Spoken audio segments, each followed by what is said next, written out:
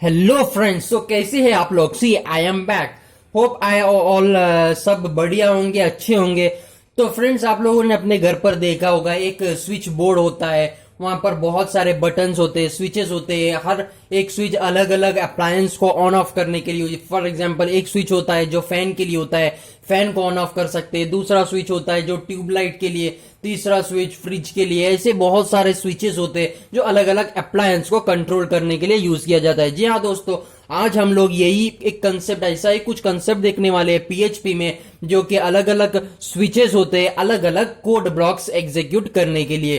तो चलिए friends, start करते हैं कि कैसे वर्क करता है ये स्विच वाला concept in PHP. So friends, चलिए स्टार्ट करते हैं and follow me. Let's see what is this switch statement in PHP.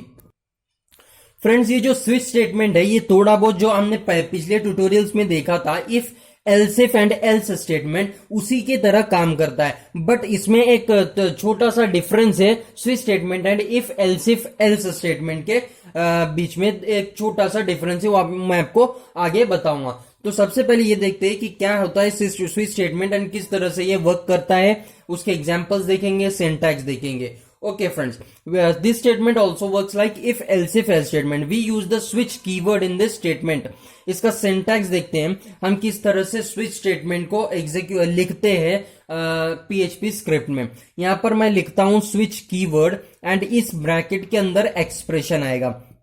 Expression can be number, character, string as well as functions. Okay, यहां पर numbers भी हो सकते हैं, एक्सप्रेशंस भी हो सकते, सॉरी कैरेक्टर्स भी हो सकते हैं, स्ट्रिंग्स भी हो सकते हैं एंड फंक्शंस भी हो सकते हैं। And we start and we enclose this switch code block in this curly brace. Okay, यहां पर हम केस लिखते हैं, केस भी एक कीवर्ड है। यहां पर वैल्यू लिखते हैं, ये वैल्यू इस एक्सप्रेशन की वैल्यू रहेगी। ओके फ्रेंड्स, और यहां पर colon, then we write the code to be executed. अगर ये एक्सप्रेशन ये वैल्यू को सेटिस्फाई करता है तो ये कोड एग्जीक्यूट होगा। ये कोड यहीं पर ब्रेक करते हैं with the help of break statement. उसके बाद हम केस 2 लिखते, केस सेकंड लिखते हैं, यहां पर वैल्यू 2, फिर इसके साथ मैच करके देखिएगा। अगर ट्रू निकला तो code to be executed means ये वाला कोड एग्जीक्यूट होगा। फिर ब्रेक स्टेटमेंट से हम इस कोड को ब्रेक कर दे। देन इस तरह से मैं बहुत सारे केसेस ले सकता हूं। ये value 1, value 2, value 3, value 4, value 5, बहुत सारे वैल्यूज मैं ले सकता हूं और उस हिसाब से मैं अलग अलग कोड्स को भी लिख सकता हूं। अब ये जो डिफॉल्ट स्टेटमेंट है, अगर इस बहुत सारे केसेस में से एक भी केसेस ट्रू नहीं निकला तो default statement means this statement will be executed by default. अब ये जो डिफॉल्ट स्टेटमेंट है, जरूरी नहीं है कि हम इसको लास्ट में ही लिखे, यह हम हमारे बीच में कहीं पर भी लिख सकते हैं। लेकिन ये डिफॉल्ट स्टेटमेंट कीवर्ड से हम लिखते हैं colon and then here we write the code to be executed and this code will be executed if no cases are matched with this expression.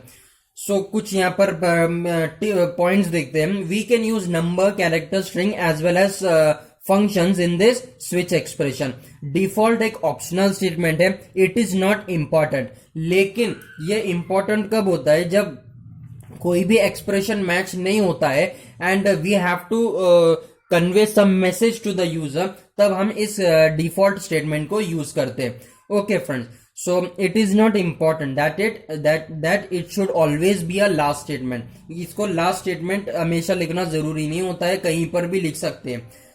It be only one ये जो default statement है वो एक ही default statement होना चाहिए। ये एक switch expression, एक स्विच ब्लॉक के अंदर दो डिफॉल्ट स्टेटमेंट नहीं होना चाहिए। Break statement is used to terminate the sequence of statement, otherwise all the codes will be executed after the expression is match. For example, case value 2 expression के साथ match हो चुका है।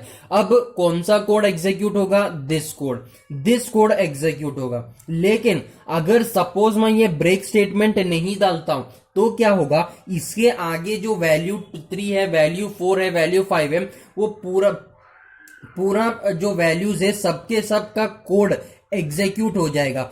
इसीलिए हम यहां पर ब्रेक स्टेटमेंट लिखते हैं सो दैट ये केस वैल्यू 2 का कोड इतना ही है, इतना ही एग्जीक्यूट करना है। अगर मैं ब्रेक स्टेटमेंट नहीं डालूंगा तो आगे का जितना भी केसेस है उसके भी कोड्स एग्जीक्यूट हो जाएंगे। लेकिन मैं क्या बोल रहा हूं कि एक ही कोड को मुझे एग्जीक्यूट करना है अगर वैल्यू 2 से एक्सप्रेशन मैच होता है तो। आगे देखते हैं, we can also use semicolon in place of colon. इस कोलन की जगह पर हम सेमी कोलन भी यूज कर सकते हैं, लेकिन इस सेमी कोलन की जगह पर कोलन यूज नहीं कर सकते। Okay friends, so now let's move on to an example with the dashing example with which we can understand this concept more clear and it will be more clear in our mind with this example. So let's start and have a look at it. यहां पर मैंने PHP tag open किया, उसके बाद मैंने एक variable बनाया month नाम का, उसमें मैंने मई स्टोर किया, मई मंथ मैंने उसमें स्टोर किया।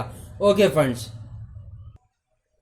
वो वेरिएबल मंथ नाम का वेरिएबल क्रिएट करने के बाद उसमें मैंने मई स्टोर किया, उसके बाद मैंने स्विच कीवर्ड से यहां पर एक्सप्रेशन पास किया मंथ। ओके फ्रेंड, ये मैंने वेरिएबल लिखा यहां पर मंथ, ये एक एक्सप्रेशन है। यहां पर वेरिएबल भी आ सकता है, फंक्शंस भी आ सकता है, स्ट्रिंग कोई नंबर भी आ सकता है, कोई कैरेक्टर भी आ सकता है। यहां पर मैंने वेरिएबल लिया है एंड हियर मैंने केस जनवरी लिखा, मींस दिस इज द अगर मंथ की वैल्यू जनवरी रहा तो echo this code will be executed.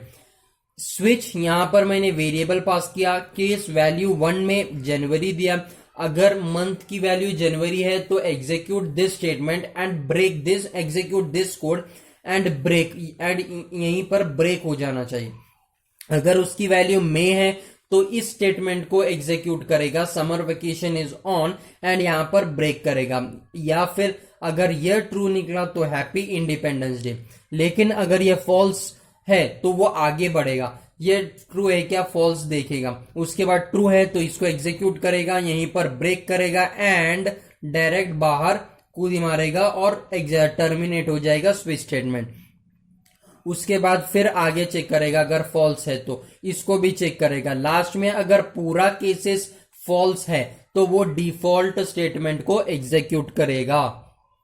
Now friend, अगर मैं यहां पर ब्रेक स्टेटमेंट नहीं लगाता हूं तो सॉरी, यहाँ अभी इसका जो ट्रू स्टेटमेंट है, ट्रू है वो केस में, क्योंकि मैंने मंथ में मई स्टोर किया है एंड हियर आउटपुट क्या आएगा, समर वेकेशन इज ऑन। यहां पर मैं सपोज ब्रेक स्टेटमेंट हटाता हूं तो यहां पर ये एग्जीक्यूट होगा, हैप्पी इंडिपेंडेंस डे, ये भी एग्जीक्यूट हो जाएगा इसके साथ, इसीलिए we use this break statement. I hope this is clear for you. यहां पर मैंने जो वैल्यू पास करता हूं और ये मंथ के साथ हर एक वैल्यू को मैच कर कर देखता है। Okay friends, now the main thing is if else if और इफ एल्सिफ एल्स स्टेटमेंट और स्विच स्टेटमेंट में मेन डिफरेंस क्या होता है। हमने देखा था इफ एल्स इफ में, उसमें भी हम बहुत सारे एल्सिफ डालकर कोड को बड़ा कर सकते हैं वहां पर, लेकिन जब एक कंडीशन के साथ मैच होता है तो वो एक ही कोड को एग्जीक्यूट करेगा, वहां पर कोई ब्रेक स्टेटमेंट की जरूरत नहीं होती है, वो ऑटोमेटिकली एक ही कोड स्टेटमेंट को एग्जीक्यूट करेगा मैच होता। लेकिन यहां पर ऐसा नहीं है, यहां पर हमको ब्रेक स्टेटमेंट लगाना पड़ता है अगर हमको इस कोड तक ही एग्जीक्यूट करना है तो, वरना आगे का भी कोड एग्जीक्यूट हो जाएगा। नाउ एक बात मैं आपको बताना चाहूँ, पहले इसको क्लियर करते हैं। यहाँ पर इसका आउटपुट आएगा summer vacation is on. The main difference between if else if else statement and switch statement is that unlike if else if, once the expression is matched it will execute all the other code beyond it if there is no break statement। अगर मैं break statements नहीं डालता हूं तो ये पूरा code execute हो जाएगा। ओके फ्रेंड्स, मैं अब इफ एल्सिफ एल्स स्टेटमेंट और स्विच स्टेटमेंट के बीच में एक इंटरेस्टिंग बात बताना चाहता हूं, जो कि है यहां पर आप देख सकते हैं, हम इफ कंडीशन देते हैं, अगर टी वेरिएबल में जनवरी स्टोर होता है तो happy Republic day, T variable में अगस्त स्टोर होता है तो हैप्पी इंडिपेंडेंस डे। अब स्विच स्टेटमेंट में हम लोग क्या करते हैं, स्विच कीवर्ड लिखते हैं, उसके बाद ये जो $t दिख रहा है आपको, इफ ये एक कंडीशन, एल्स इफ ये एक कंडीशन, इसी तरह से बहुत सारे एल्स इफ, फिर $t में कुछ अलग, इस तरह से ये $t जो है वो कॉमन रहता है। तो हमने स्विच स्टेटमेंट में क्या किया, ये जो $t होता है, ये जो वेरिएबल नेम है, उसको हमने कॉमन लिया स्विच एक्सप्रेशन के अंदर। उसके बाद ये जो वैल्यूज है सिर्फ उसी को पास किया केस कीवर्ड के थ्रू। स्विच स्टेटमेंट में हम समझो ये जितने भी $t उसको कॉमन लेकर स्विच और वो एक्सप्रेशन के अंदर उसको रख दिया। उसके बाद ये जो वैल्यूज है उसको हम केस के जो केस कीवर्ड के साथ यूज करते हैं उसके वैल्यूज को उधर पास करते हैं, एंड इस तरह से वो ऑटोमेटिकली स्विच वैल्यू मीन्स ये जो बहुत सारे कई बार लिखने से बेहतर है कि जो कॉमन है उसको एक बार लिखते हैं, उसके बाद वैल्यू उसको एक एक से हम उसको मैच कर कर देखते हैं। इस तरह से ये एक इंपॉर्टेंट बात मैं आपको बताना चाहता था कि जो इसको वेरिएबल को हमने कॉमन लिया उसको एंड सिर्फ वैल्यूज को पास करते हैं। ओके फ्रेंड्स, यहाँ पर आप देख सकते हैं कि किस तरह से हमने उसको सिर्फ यहाँ पर सिर्फ मंथ को हमने कॉमन लिया, एंड फिर मंथ जनवरी, मंथ इक्वल्स टू मई, मंथ इक्वल्स टू अगस्त, इस तरह से हमने उसको सिर्फ केस के अंदर वैल्यूज को पास किया। सो ये आज के लिए बस इतना ही दोस्तों। I hope you have enjoyed this switch statement. आपको मजा आया होगा पढ़ने में स्विच स्टेटमेंट के बारे में जानने में। And if you have like this video please share with your friends as much as possible. जितने भी आपके दोस्त हैं उनके साथ शेयर कीजिए एंड उनको हेल्प कीजिए स्विच स्टेटमेंट को जानने के लिए, समझने के लिए इन PHP। सो आज के लिए बस इतना ही दोस्तों। मिलते हैं एक अगली वीडियो में एक नई मजेदार टॉपिक के साथ। तब तक के लिए goodbye and have a nice day.